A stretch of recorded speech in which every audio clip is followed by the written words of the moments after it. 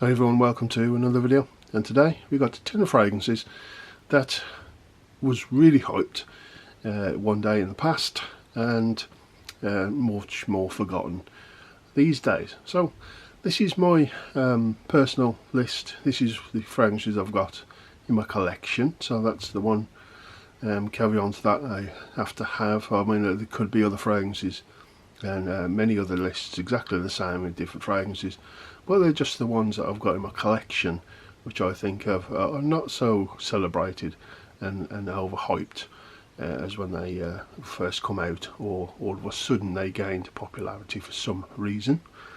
Like I said, there's 10 in the list, and these are all from my collection that I have currently. So the first one is the original Boss bottle, the one that you see in front of you now. It is a different limited edition bottle, but it is the original Boss bottled number 6 juice inside. You really, because of the sheer amount of flankers that come out for this fragrance, you don't really hear much about the original, but the original had so much hype, and for many years. And to some people today, probably including myself currently, it's still probably the best scent the range, but because of the sheer amount of flankers coming out, it sort of sits in its dust. But personally, I think it's still currently, for what I've smelled so far, it's still the best, but doesn't get the love that it used to. Next up, Diesel Fuel for Life. This is 125ml. Now, for me personally, not my favourite scent. I'm not keen on this, as you can probably tell. I've had it for years and it's literally done nothing. I might even give it away at some point to family, friends. But this had a massive hype when it came out. Everyone was talking about it. Everyone was sort of wearing it for a while, and now it's sort of in the lost memory of hyped fragrances.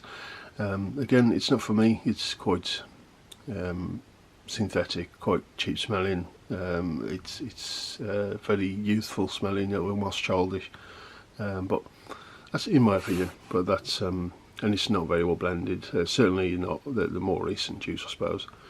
But you know, very hyped at the time. Not my cup of tea. Next, similar reason. They bring out so many things that within a few months a fragrance has lost its hype and it's on to the next one, because they bring out so many. But Oud Cafe by Mancera had a big hype train when it was first released, and for good reason. It's got a nice sort of amber, vanilla, woody, dry down, very well blended, but it's got an overwash of a like a bitter roast coffee sort of thing over for the first couple of hours. And then when that dies off, the rest of the fragrance is what, like it said, very hyped at the time, and for good reason. It smells really good and lasts and projects and does everything you want from a Mancera. But lost its hype. Next is the original juice of Valentino uomo. This one really took off, and it really smelled nice. I've got the original formulation still got about half of this bottle left. Nice sort of clean iris, what you get, say, from a Prada. It's that kind of iris on top. It's not really waxy or handbag like.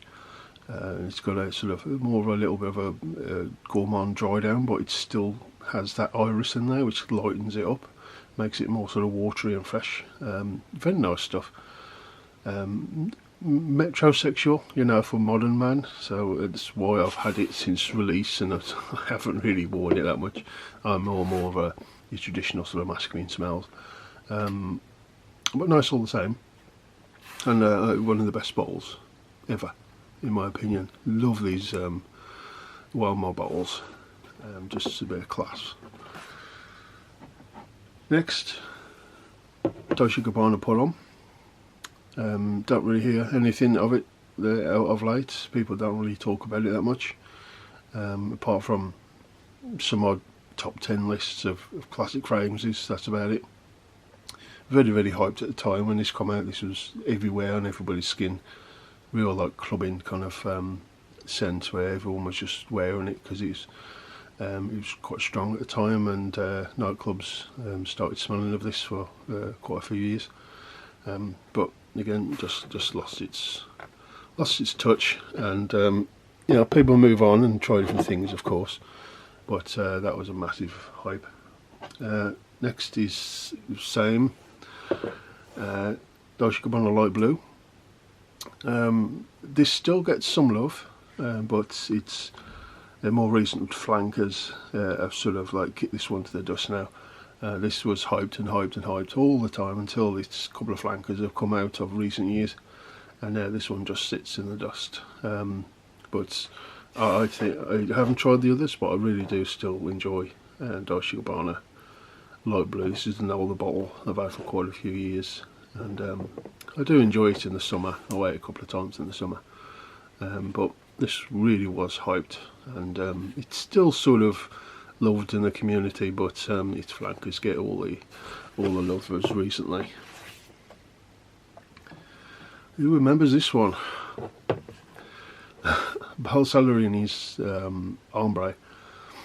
Really enjoy this one. The quality of scent in this is amazing. It smells so much more expensive than what it is. Not sure if you can still get it, or has it gone up in prices or whatever, I don't know. But this was a banger cheapie at the time, and everybody was raving about it as such an amazing scent for such a small price, and it had some real hype for a good couple of years. Real nice sort of fresh green apple on top with a dry ambery dry down and backbone. Real nice. If you've never tried it, it's definitely worth it if you like amber scents.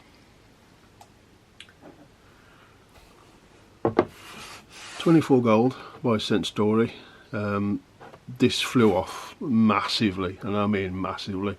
Everybody and anybody was talking about it, because it was released for about £20–25 a bottle, and it's one of the best, most strongest and succulent and all that sort of vanilla scent with a backbone. But the vanilla in this is so gorgeous.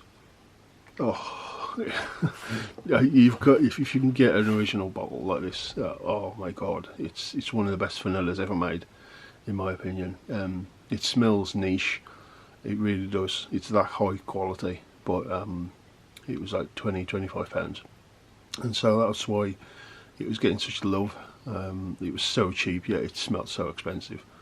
It's an amazing scent. If you've never tried it, get your nose on that.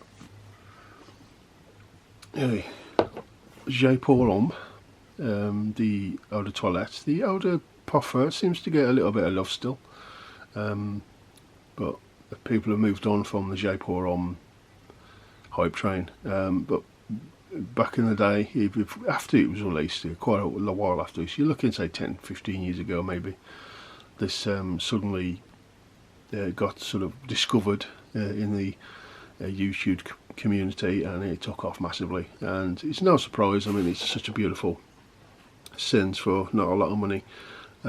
If you like Orientals, this has got a spicy vanilla Oriental. Really nice, and definitely worth the little money that you used to pay for it. And the EDP is just as good. Not sure which I prefer, maybe the eau de toilette, but EDP a bit stronger, focuses a bit more on the vanilla, as this one focuses a bit more on the spices.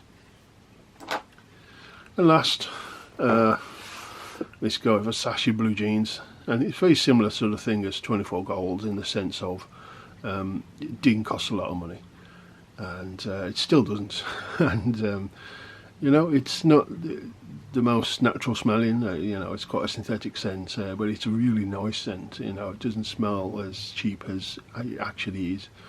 And this, again, a few years after it was released in the frag community, again, it sort of got sort of hyped at some point for some reason, and it went sort of viral, and it's in its dust. I mean, no one even talks about it really anymore. I love the bottle, really sort of like an old Coca-Cola bottle sort of style to it, especially with the font. I mean, that looks even older, but really nice scent.